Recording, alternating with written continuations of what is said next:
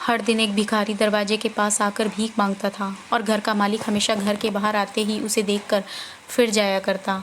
कई बार उसके लिए गालियाँ भी बकता। वो कहता, तू जिंदा ही क्यों है? पूरी ज़िंदगी ऐसे ही भीख मांगेगा क्या? धरती का बोझ क्यों बना बैठा है? और कभी कभी उस भिखारी को गुस्से में वह धक्का भी मार दिया करता।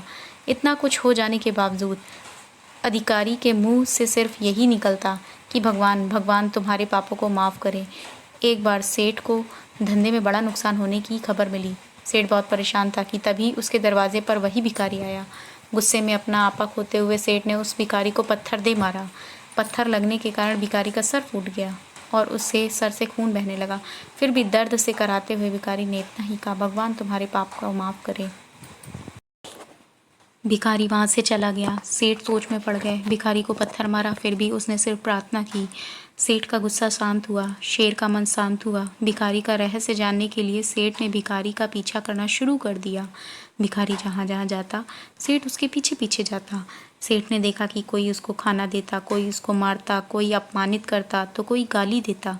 लोग भिखारी के साथ चाहे जैसा व्यवहार करते, लेकिन भिखारी सबके लिए एक ही प्रार्थना करता, भगवान तुम्हारे पाप माफ़ करे।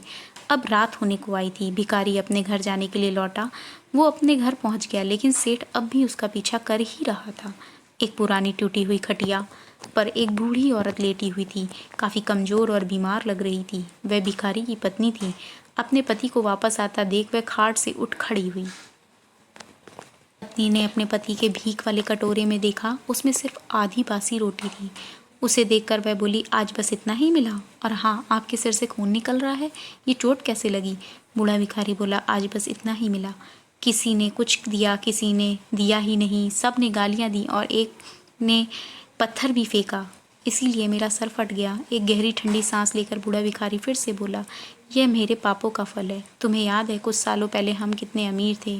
क्या कुछ नहीं था हमारे पास हर चीज़ की ज़रूरत से ज़्यादा थी, लेकिन हमने कभी दान नहीं किया। और उससे भी बुरा हमने उस अंधे भिखारी के साथ किया जो हमारे द्वार पर भीख मांगने आया करता था।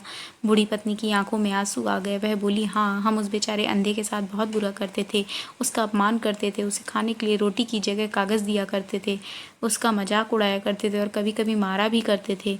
मैंने कभी उसको रास्ता नहीं दिखाया। एक बार मैंने उसके मुंह पर मिट्टी भी फेंकी थी और वह हमेशा दुखी होकर यही कहता कि भगवान तुम्हें तुम्हारे किए की सज़ा देगा, भगवान तुम्हारे पापों की सज़ा ज़रूर देगा। उसका श्राप सच हुआ और हम इस दुख भरी ज़िंदगी में आ गए।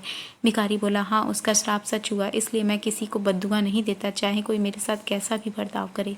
मैं हमेशा उसके लिए प्रार्थना करता हूँ। मैं नहीं चाहता कि कोई भी हमारे जैसी ज़िंदगी का अनुभव करे, किसी को भी हमारे जैसे दुखों का सामना करना पड़े। वो नहीं जानते थे कि वह कितना बड़ा पाप कर रहे हैं, इसलिए अनजाने में हुए पाप की ऐसी सज़ा किसी को भी मिले, मैं नहीं चाहता।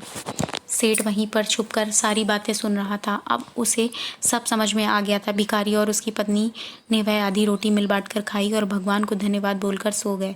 अगले दिन बड़ा भिखारी फिर से भीख मांगने गया। सेठ के घर के पास जाते हैं। सेठ ने पहले से गर्म रोटियां उसके लिए निकाल कर रखी थीं। उसे देते हुए सेठ विनम्रता से बोला, माफ़ कर दीजिए बाबा, उसे बहुत बड़ी गलती हो गई।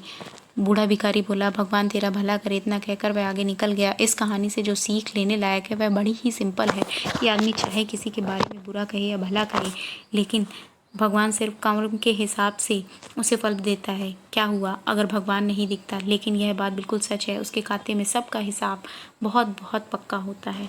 इसलिए जब किसी के लिए कुछ भी करो तो अच्छा ही करो।